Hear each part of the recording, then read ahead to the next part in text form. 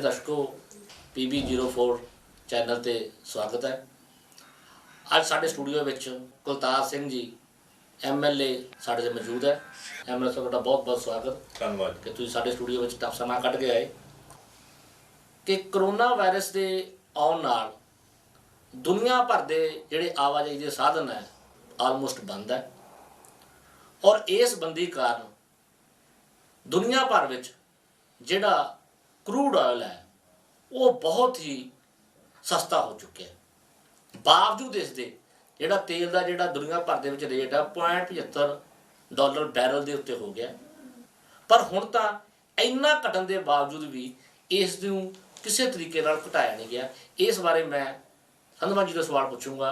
संधवा जी, तुसीं इस बारे सरकार का की पक्ष देखते हैं भी क्यों ये सिस्टम जिहड़ा हो रहा और इहदे की माड़े प्रभाव है?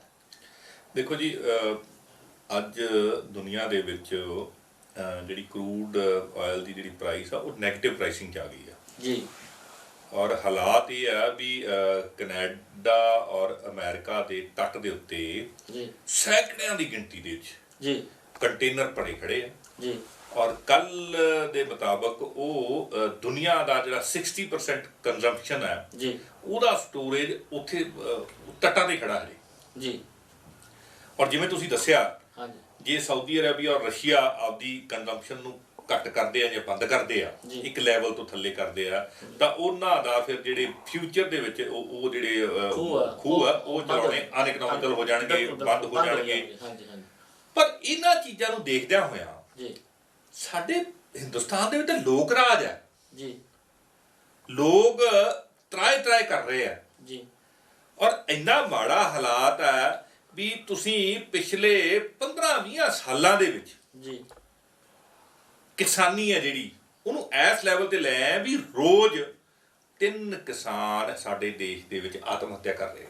ਉਹ ਕਿਉਂ ਕਰ ਰਹੇ ਆ? ਕਿਉਂਕਿ ਉਹਨਾਂ ਦੀ ਐਗਰੀਕਲਚਰ ਇਨਪੁਟ ਕਾਸਟ ਵੱਧ ਗਈ ਆ, ਔਰ ਉਹਦਾ ਸਭ ਤੋਂ ਵੱਡਾ ਹਿੱਸਾ ਫਿਊਲ ਦਾ। ਉਹਦੇ ਜਿਹੜਾ ਤੇਲ ਦਾ ਜਿਹੜਾ ਰੇਟ ਆ ਉਹਦਾ ਹਿੱਸਾ ਉਹਦੇ ਚ ਜੀ। ਤੇ ਇਹ ਸਰਕਾਰਾਂ ਪਾਲਿਸੀਆਂ ਤਾਂ ਬਣਾਉਂਦੀਆਂ ਕਿਸਾਨਾਂ ਦੇ ਨਾਂ ਤੇ ਜੀ, ਫਾਇਦੇ ਕਿਸੇ ਹੋਰ ਨੂੰ ਦਿੰਦੀਆਂ। ਤੇ ਅੱਜ ਬੜਾ ਵੱਡਾ ਮੌਕਾ ਹੈ ਮੋਦੀ ਸਾਹਿਬ ਕੋਲੇ ਕਿ ਦੱਸਣ ਔਰ ਕਿਸਾਨ ਨੂੰ ਉੱਪਰ ਚੱਕ ਲੈਣ। ਹੁਣ ਤਾਂ ਅੱਗੇ ਹੁਣ ਬਿਜਾਈ ਹੋਣੀ ਹੈ ਸਾਰੇ ਦੇਸ਼ ਦੇ ਵਿੱਚ ਜੀ, ਤੇ ਇਹ ਤੁਸੀਂ ਸਸਤਾ ਕਰ ਦਿਓ ਤੇਲ ਜੀ, ਤੁਸੀਂ ਇਹਨੂੰ 10 ਰੁਪਏ ਲੀਟਰ ਲਿਆ ਸਕਦੇ ਹੋ ਜੀ, ਜੇ ਤੁਸੀਂ ਚਾਹੋ 5 ਵੀ ਲਿਆ ਸਕਦੇ ਹੋ, ਜੀ।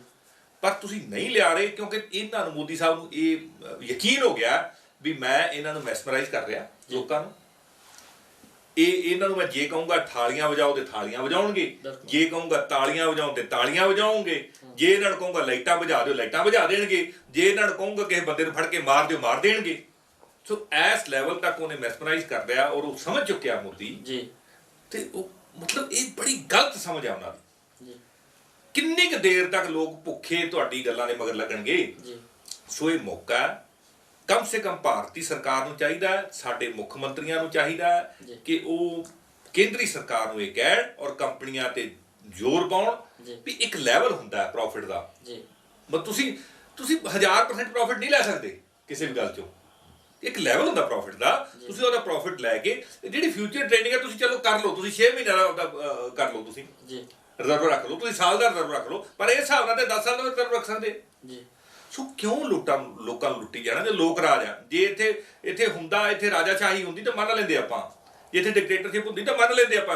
ਇਹ ਲੋਕ ਰਾਜ ਆ, ਤੁਸੀਂ ਲੋਕਾਂ ਨੂੰ ਕੁਛ ਰਾਹਤ ਦਿਓ ਔਰ ਬੜੀ ਵੱਡੀ ਰਾਹਤ ਆ ਸਕਦੀ ਹੈ ਲੋਕਡਾਊਨ ਦੇ ਸਮੇਂ ਦੇ ਵਿੱਚ।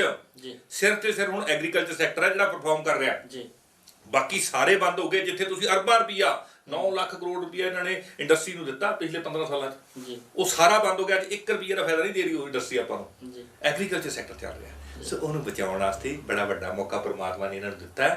ਇਹਨਾਂ ਨੂੰ ਹੱਥ ਜੋੜ ਕੇ ਬੇਨਤੀ ਆ ਵੀ ਕਿਰਪਾ ਕਰਕੇ ਇਹ ਜਿਹੜੀ ਫਿਊਲ ਦੀ ਪ੍ਰਾਈਸਿਸ ਆ, ਡੀਜ਼ਲ ਦੀ ਪ੍ਰਾਈਸ ਆ, ਪੈਟਰੋਲ ਦੀ ਪ੍ਰਾਈਸ ਆ, ਇਹ ਘਟਾਓ ਔਰ ਇਹ 5 ਰੁਪਈਏ ਤੱਕ ਆ ਸਕਦੀ ਹੈ। ਇਹ ਕਰੋ ਤੇ ਲੋਕ ਬਚ ਜਾਣਗੇ ਔਰ ਸਾਰੀ ਉਮਰ ਤੁਹਾਨੂੰ ਯਾਦ ਰੱਖਣਗੇ। ਜੀ, ਮੈਂ ਸਮਝਦਾ ਵੀ ਤੁਹਾਨੂੰ ਨਹੀਂ ਲੱਗਦਾ ਵੀ ਕਿਤੇ ਨਾ ਕਿਤੇ ਇਹਨਾਂ ਸੂਬਾ ਸਰਕਾਰਾਂ ਵੀ ਜ਼ਿੰਮੇਦਾਰ ਹੈ? ਜਿਵੇਂ ਹੁਣ ਆਪਾਂ ਦੇਖਦੇ ਹਾਂ, ਹੁਣ ਜਿਵੇਂ ਪੰਜਾਬ ਹੈ, ਪੰਜਾਬ ਦੇ ਵਿੱਚ ਦੇਖਦੇ ਆ ਵੀ ਕਿਸਾਨੀ ਦੀ ਜਿਹੜੀ ਹਾਲਤ ਹੈ, ਹੁਣ ਸਾਰਾ ਸੈਕਟਰ ਕੋਈ ਵੀ ਕਮਾਈ ਦਾ ਸਾਰਾ ਬੰਦ ਹੈ।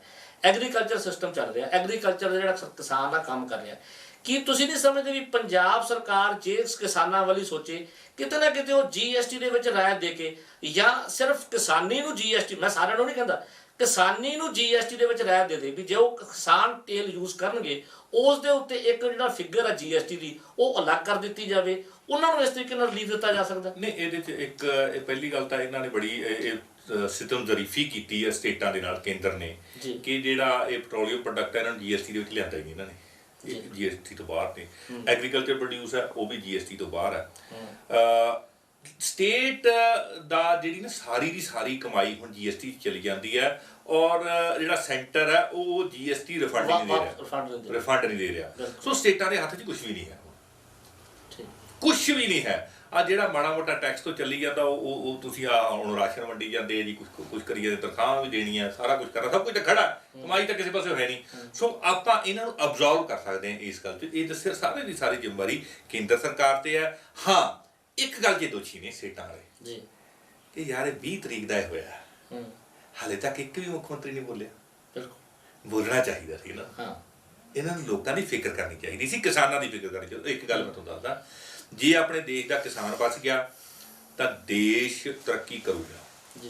ਜੇ ਕਿਸਾਨ ਮਰ ਗਿਆ ਦੁਕਾਨਦਾਰ ਵੀ ਮਰੂ, ਰੇਹੜੀ ਵਾਲਾ ਵੀ ਮਰੂ, ਮਜ਼ਦੂਰ ਵੀ ਮਰੂ, ਇੰਡਸਟਰੀਅਲਿਸਟ ਵੀ ਮਰੂ, ਦੇਸ਼ ਤਬਾਹ ਹੋ ਜੂ।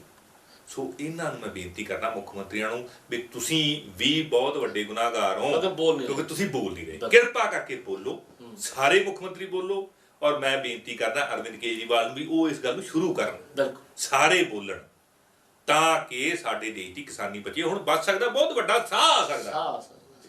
ਵੀ ਪੰਜਾਬ ਸਰਕਾਰ 'ਚ ਕੈਪਟਨ ਸਾਹਿਬ ਨੇ ਗੱਲ ਕੀਤੀ ਹੈ ਵੀ ਜੋ ਠੇਕੇ ਹੈ ਉਹ ਮੈਂ ਜਲਦੀ ਤੋਂ ਜਲਦੀ ਖੋਲ੍ਹਾਂ, ਇਹਦੇ ਬਾਰੇ ਤੁਸੀਂ ਕੀ ਸਮਝਦੇ ਵੀ ਇਹ ਖੋਲ੍ਹਣਾ ਚਾਹੀਦਾ ਹੈ, ਜਾਂ ਤੁਹਾਡਾ ਇਸ ਪੱਖ ਵਿੱਚ ਕੀ ਹੈ ਵੀ ਜੋ ਹਜੇ ਤੱਕ ਬੰਦ ਪਿਆ ਹੈ ਇਹਨਾਂ ਨੂੰ ਸਰਕਾਰ ਕਹਿ ਰਹੀ ਹੈ ਵੀ ਖੋਲ੍ਹੇ ਜਾਣ? ਇਹ ਦੇਖੋ ਜੀ, ਮੈਨੂੰ ਨਾ ਇਸ ਗੱਲ ਦੇ ਵਿੱਚ ਕੈਪਟਨ ਅਮਰਿੰਦਰ ਸਿੰਘ ਦਾ ਕੋਈ ਕਸੂਰ ਨਹੀਂ ਲੱਗਦਾ ਜੀ, ਕਿਉਂਕਿ ਉਹਨਾਂ ਦਾ ਪਰਿਵਾਰ ਰਹਿੰਦਾ ਉੱਥੇ ਪਟਿਆਲੇ, ਉਹ ਇਕੱਲੇ ਰਹਿੰਦੇ ਆ, ਉਹਨਾਂ ਨੂੰ ਪਤਾ ਨਹੀਂ ਵੀ ਪਰਿਵਾਰ ਦੇ ਵਿੱਚ ਕੀ ਮਜਬੂਰੀਆਂ ਹੁੰਦੀਆਂ ਜੀ।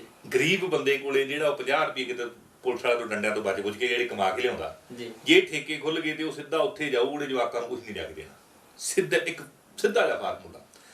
ਦੂਜੀ ਗੱਲ, ਜਿਹੜਾ ਇਹਨਾਂ ਨੇ 20 ਮੈਂਬਰੀ ਗਰੁੱਪ ਬਣਾਇਆ ਨਾ, ਐਕਸਪਰਟ ਗਰੁੱਪ, ਜਿਹਨੇ ਇਕਨੋਮਿਕਲ ਰਿਵਾਈਵਲ ਦੀ ਗੱਲ ਕਰਨੀ, ਇਹਨਾਂ ਨੂੰ ਪਲਾਨ ਬਣਾ ਕੇ ਦੇਣਾ, ਸ਼ਾਰਟ ਟਰਮ ਲੌਂਗ ਟਰਮ ਜਿਹੜਾ ਬਣਾ ਕੇ ਦੇਣਾ, ਉਹਦੇ ਵਿੱਚ ਕੋਈ ਤਾਂ ਅਮਰੀਕਾ ਦਾ ਐਕਸਪਰਟ ਹੈ ਜੀ, ਕੋਈ ਇੰਗਲੈਂਡ ਦਾ ਐਕਸਪਰਟ ਹੈ, ਕੋਈ UN ਦਾ ਐਕਸਪਰਟ ਹੈ, ਕੋਈ ਇੰਡਸਟਰੀ ਦਾ ਐਕਸਪਰਟ ਹੈ, ਕੋਈ ਕਮਰਸ ਦਾ ਐਕਸਪਰਟ ਹੈ। ਬਾਈ ਜੀ, ਨਾ ਤਾਂ ਤੁਹਾਡਾ ਕੋਈ ਛੋਟਾ ਵਪਾਰੀ ਹੈ, ਨਾ ਕੋਈ ਐਗਰੀਕਲਚਰ ਐਕਸਪਰਟ ਹੈ। ਉਹ ਇਹ ਦੇਸ਼ ਐਗਰੀਕਲਚਰ ਤੇ ਚੱਲਦਾ ਜੀ, ਮਤਲਬ ਛੋਟਾ ਇੱਥੋਂ ਦਾ ਤਾਂ ਕੋਈ ਹੈ ਹੀ ਨਹੀਂ। ਤੁਸੀਂ ਅਮਰੀਕਾ ਦੀ ਗੱਲ, ਅਮਰੀਕਾ ਦੇ ਵਿੱਚ ਸ਼ਰਾਬ ਚਾਹੀਦੀ ਹੁੰਦੀ ਹੈ ਯਾਰ, ਕੈਨੇਡਾ ਦੇ ਵਿੱਚ ਸ਼ਰਾਬ ਤੋਂ ਬਿਨਾਂ ਰਹਿ ਹੀ ਨਹੀਂ ਸਕਦਾ ਬੰਦਾ, ਮੌਸਮ ਹੀ ਇਹੋ ਜਿਹਾ। ਉਹ ਉਹਨਾਂ ਦੀਆਂ ਗੱਲਾਂ ਸੁਣ ਕੇ ਕਮ ਸੇ ਕਮ ਆਪ ਦਾ ਵੀ ਦਿਮਾਗ ਲਾ ਲਓ ਯਾਰ, ਇੱਥੇ ਸ਼ਰਾਬ ਦੀ ਲੋੜ ਕੀ ਹੈ। ਨਾਲੇ ਤੁਹਾਨੂੰ ਇੱਕ ਹੋਰ ਗੱਲ ਦੱਸਾਂ, ਠੇਕੇ ਤਾਂ ਖੁੱਲੇ ਆ, ਇਹ ਤਾਂ ਡਰਾਮਾ ਕਰਦੇ ਆ, ਤੜਕੇ 4 ਵਜੇ ਤਾਂ ਸਾਰੇ ਸ਼ਹਿਰ 'ਚ ਸ਼ਰਾਬ ਵੰਡੀ ਜਾਂਦੀ ਹੈ। ਮੈਂ ਤਾਂ ਇਹਨਾਂ ਨੂੰ ਇਹ ਕਿਹਾ ਸੀ ਵੀ ਜਿਹੜਾ ਰਾਸ਼ਨ ਵੀ ਵੰਡਣਾ ਉਹਨਾਂ ਤੋਂ ਵੰਡਾ ਲਓ, ਉਹਨਾਂ ਨੂੰ ਹਰੇਕ ਘਰ ਦਾ ਪਤਾ ਕਿਹੜਾ ਗਰੀਬ ਹੈ ਕਿਹੜਾ ਅਮੀਰ ਹੈ, ਤੜਕੇ 4 ਵਜੇ ਵੰਡ ਦਿੰਦੇ ਆ। ਇਹ ਡਰਾਮੇ ਕਰਦੇ ਆ। ਜੇ ਇਹਨਾਂ ਨੂੰ ਟੈਕਸ ਦੀ ਜਾਂ ਰੈਵਨਿਊ ਦੀ ਫਿਕਰ ਹੈ ਤੇ ਆਹ ਮਾਈਨਿੰਗ ਵਾਲਿਆਂ ਤੋਂ ਲੈ ਲੈਣ ਸਾਰੇ, ਰੋਜ਼ ਦਾ 2 ਕਰੋੜ ਰੁਪਏ ਤਾਂ ਰਾਇਲਟੀ ਲੈਂਦੇ ਆ ਇਹ। ਮਤਲਬ ਹਰ ਥਾਂ ਤੇ ਲੁੱਟ ਹੈ, ਉਹ ਬੰਦ ਕਰ ਲੈਣ, ਟਰਾਂਸਪੋਰਟ ਤੋਂ ਲੈ ਲੈਣ, ਆਹ ਲਓ ਤੁਸੀਂ ਆਹ ਕੇਬਲ ਤੋਂ ਲੈ ਲਓ, ਐਡੀ ਵੱਡੀ ਲੁੱਟ ਹੈ। ਕੇਬਲ ਵਾਲਿਆਂ ਨੂੰ ਪ੍ਰੋਪਰਲੀ ਇਹਨਾਂ ਨੇ ਉਹਦੇ ਕਰ ਲੈਣਾ ਇਹਨਾਂ ਦੀ ਚੂੜੀ, ਤੇ ਮੇਰਾ ਖਿਆਲ ਇਹਨਾਂ ਨੂੰ ਪੈਸੇ ਦੀ ਕਮੀ ਨਹੀਂ ਆਉਣੀ, ਉੱਥੋਂ ਤਾਂ 300 ਕਰੋੜ ਰੁਪਏ ਮਹੀਨੇ ਦਾ ਅੱਡ ਲਈ ਜਾਂਦੇ ਆ। ਸੋ ਉਹ ਚੀਜ਼ਾਂ ਇਹ ਸਿਰਫ ਡਰਾਮਾ ਕਰਦੇ ਵੀ ਸਾਨੂੰ ਫਿਕਰ ਹੈ, ਫਿਕਰ ਇਹਨਾਂ ਨੂੰ ਕੋਈ ਨਹੀਂ। ਇਹਨਾਂ ਨੇ ਤਾਂ ਐਕਸਪਰਟ ਗਰੁੱਪ ਹੀ ਉਹ ਜਿਹਾ ਬਣਾਇਆ ਵੀ ਜਿਹੜਾ ਤੁਹਾਨੂੰ ਗਰਾਊਂਡ ਰਿਐਲਿਟੀ ਪਤਾ, ਯਾਰ ਗਰੀਬ ਬੰਦੇ ਨੂੰ ਪਤਾ ਹੋਊ ਨਾ ਵੀ ਭੁੱਖ ਕੀ ਹੁੰਦੀ। ਇਹਨਾਂ ਨੂੰ ਭੁੱਖ ਹੀ ਨਹੀਂ ਪਤਾ, ਜਿਹੜਾ ਅਮਰੀਕਾ 'ਚ ਰਹਿੰਦਾ ਉਹਨੂੰ ਪੰਜਾਬ ਦੀ ਕੋਟਕਪੂਰੇ ਦੀ ਧੰਨਾਵਾਸੀ ਦੀ ਗਰੀਬੀ ਦਾ ਕੀ ਪਤਾ, ਉਹਨੂੰ ਸੰਧਵਾਂ ਦੇ ਕਿਸੇ ਵਿਚਾਰੇ ਸਬਜ਼ੀ ਲਾਉਣ ਵਾਲੇ ਦੀ ਪ੍ਰੋਬਲਮ ਦਾ ਕੀ ਪਤਾ, ਜਿਹਦੇ ਛੋਲੀਆਂ ਲੁੱਟ ਕੇ ਲੈ ਜਾਂਦੇ ਪੁਲਿਸ ਵਾਲੇ, ਨਹੀਂ ਪਤਾ ਉਹਨੂੰ।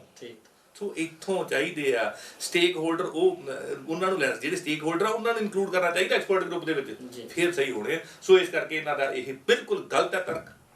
ਕੋਈ ਸਾਨੂੰ ਠੇਕਿਆਂ ਦੀ ਇਸ ਤਰ੍ਹਾਂ ਇਸ ਸਮੇਂ ਠੇਕਿਆਂ ਦੀ ਲੋੜ ਨਹੀਂ ਹੈ। ਇੱਕ ਇਸ਼ੂ ਹੋਰ ਬੜਾ ਚੱਲਿਆ ਵੀ ਜੋ ਵਿਦਿਆਰਥੀ ਆਪਣੇ ਬਾਹਰ ਗਏ ਹੋਏ ਆ, ਜਿਵੇਂ ਕੈਨੇਡਾ ਦੀ ਗੌਰਮੈਂਟ ਆ, ਉਹਨਾਂ ਨੇ ਤਾਂ ਜਿਹੜੇ ਆਪਣੇ ਵਿਦਿਆਰਥੀ ਗਏ ਉਹਨਾਂ ਨੂੰ ਸਾਂਭਿਆ, ਉਹਨਾਂ ਨੂੰ ਸ਼ੁਰੂ ਕੀਤੇ ਆ ਵੀ ਉਹਨਾਂ ਦੇ ਪੈਸੇ ਉਹਨਾਂ ਨੂੰ ਦਿੱਤੇ ਆ, ਉਹਨਾਂ ਦੇ ਅਕਾਊਂਟਸ ਦੇ ਵਿੱਚ ਪੈਸੇ ਟ੍ਰਾਂਸਫਰ ਕੀਤੇ ਆ।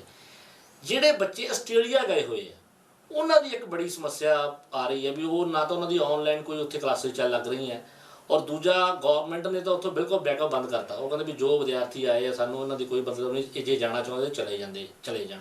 ਔਰ ਦੂਜਾ ਜਿਹੜਾ ਉਹਨਾਂ ਵਾਸਤੇ ਕੋਈ ਉਹ ਹੈਲਪ ਨਹੀਂ ਕਰ ਰਹੇ, ਉਹ ਕਹਿ ਤਾਂ ਰਹੇ ਚਲੇ ਜਾਣ, ਪਰ ਜਾਣ ਕਿਵੇਂ ਉਹਦਾ ਉਹ ਕੋਈ ਇੰਤਜ਼ਾਮ ਨਹੀਂ ਕਰਕੇ ਦੇ ਰਹੇ।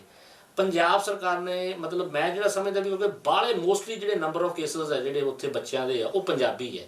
ਇਹਨਾਂ ਬਾਰੇ ਮਤਲਬ ਤੁਸੀਂ ਕੋਈ ਤੁਹਾਨੂੰ ਪਤਾ ਲੱਗੇ, ਤੁਸੀਂ ਕੋਈ ਆਵਾਜ਼ ਉਠਾਉਣੀ ਚਾਹੁੰਦੇ ਹੋ ਜਾਂ ਕੋਈ ਕੀਤਾ ਹੋਵੇ? ਦੇਖੋ ਜੀ, ਮੈਂ ਤਾਂ ਪਹਿਲੇ ਦਿਨ ਤੋਂ ਹੀ ਆਵਾਜ਼ ਉਠਾ ਰਿਹਾ ਜਿਹੜੇ ਸਾਡੇ ਮਜ਼ਦੂਰ ਫਸੇ ਦੂਜੇ ਸਟੇਟਾਂ 'ਚ ਉਹਨਾਂ ਬਾਰੇ, ਜਿਹੜੇ ਸਾਡੇ ਸਟੂਡੈਂਟ ਕੋਟੇ ਵਗੈਰਾ ਫਸੇ ਸੀ ਉਹਨਾਂ ਬਾਰੇ, ਹਜੂਰ ਸਾਹਿਬ, ਮਨਵਾੜ, ਪਟਨਾ ਸਾਹਿਬ, ਇਹਨਾਂ ਸਾਰਿਆਂ ਬਾਰੇ ਕੈਪਟਨ ਅਮਰਿੰਦਰ ਸਿੰਘ ਨੂੰ ਮੇਲਾਂ ਲੈ ਕੇ ਟਵੀਟ ਕਰਕੇ, ਤੇ ਜਿਹੜੇ ਬਾਹਰਲੇ ਸਟੂਡੈਂਟਸ ਆ ਉਹਨਾਂ ਬਾਰੇ।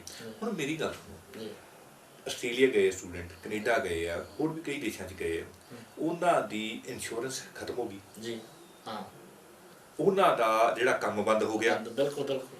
ਇੱਕ ਗੱਲ ਕੈਪਟਨ ਅਮਰਿੰਦਰ ਸਿੰਘ ਨੂੰ ਸਮਝ ਆਉਣੀ ਚਾਹੀਦੀ ਆ ਵੀ ਉਹ ਇੱਥੇ ਜਦੋਂ ਸੀਗੇ ਜਾਂ ਉਹਨਾਂ ਦੇ ਪਰਿਵਾਰ ਜਿਹੜੇ ਉਹ ਸਾਰੇ ਟੈਕਸ ਦਿੰਦੇ ਆ। ਬਿਲਕੁਲ।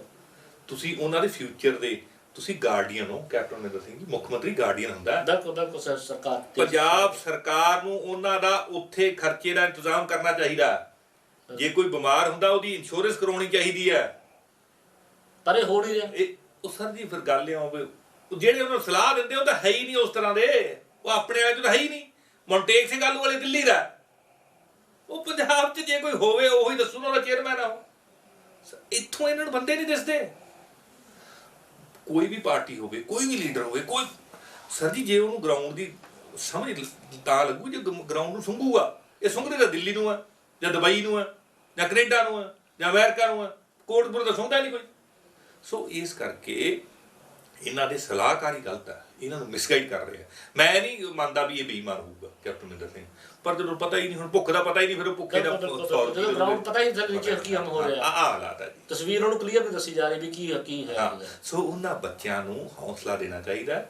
ਉਹਨਾਂ ਦੇ ਬੀਮੇ ਇੱਥੇ ਬੈਠੇ ਕਰਾਉਣ, ਇਹ ਉਹ ਉਹਨਾਂ ਦੀ ਰੋਟੀ ਦਾ ਇੰਤਜ਼ਾਮ ਕਰਨ। ਅਸੀਂ ਟੈਕਸ ਦਿੱਤਾ ਯਾਰ, ਸਾਡੇ ਟੈਕਸਾਂ ਕਰਕੇ ਤੁਸੀਂ ਸਰਕਾਰ ਦੇ ਬਣੇ ਆ, ਸਰਕਾਰ ਦਾ ਫਰਜ਼ ਹੈ। ਉਹ ਸੈਰ ਕਰਨ ਨਹੀਂ ਗਏ, ਉਹ ਮਜਬੂਰੀ ਦੇ ਮਾਰੇ ਗਏ। ਤੁਸੀਂ ਇੱਥੇ ਨਹੀਂ ਸਾਂਭਿਆ ਬੱਚਿਆਂ ਨੂੰ, ਤਾਂ ਹੀ ਗਏ ਨਾ ਉੱਥੇ। ਸੋ ਸਰਕਾਰ ਉਹਨਾਂ ਦੇ ਨਾਲ ਖੜੇ, ਇਹ ਮੇਰੀ ਮੰਗ ਹੈ। ਤੁਸੀਂ ਇਹ ਦੇਖੋ, ਆ ਹੁਣ ਅਸੀਂ ਪਹਿਲੇ ਦਿਨ ਤੋਂ ਰੌਲਾ ਪਾਈਏ ਜਦੋਂ ਲਾਕਡਾਊਨ ਹੋਇਆ, 1800 ਜਿਹੜਾ ਯਾਤਰੂ ਸੀਗਾ ਹਰਿਦੁਆਰ ਦੇ ਵਿੱਚ ਫਸ ਗਿਆ ਜੀ। ਬਿਲਕੁਲ, ਗੁਜਰਾਤ ਦਾ। ਹਾਂਜੀ, ਉਹਨਾਂ ਵਾਸਤੇ ਅਰੇਂਜਮੈਂਟ ਹੋ ਗਿਆ। ਉਹਨਾਂ ਨੇ ਨਾਲ ਦੀ ਨਾਲ ਸਾਰੇ ਲੈ ਗਏ ਉੱਥੇ। ਮੈਂ ਏਸੀ ਬੱਸਾਂ 'ਚ ਲੈ ਕੇ ਗਏ। ਮੈਂ ਉਹਦੇ ਦਾ ਰੌਲਾ ਪਾਈ ਜਾਂਦਾ ਵੀ ਜੇ ਗੁਜਰਾਤ ਦਾ ਮੁੱਖ ਮੰਤਰੀ ਲੈ ਕੇ ਜਾ ਸਕਦਾ, ਤੁਸੀਂ ਤਾਂ ਮੁੱਛਾਂ ਵਾਲੇ ਹੋ। ਬਿਲਕੁਲ।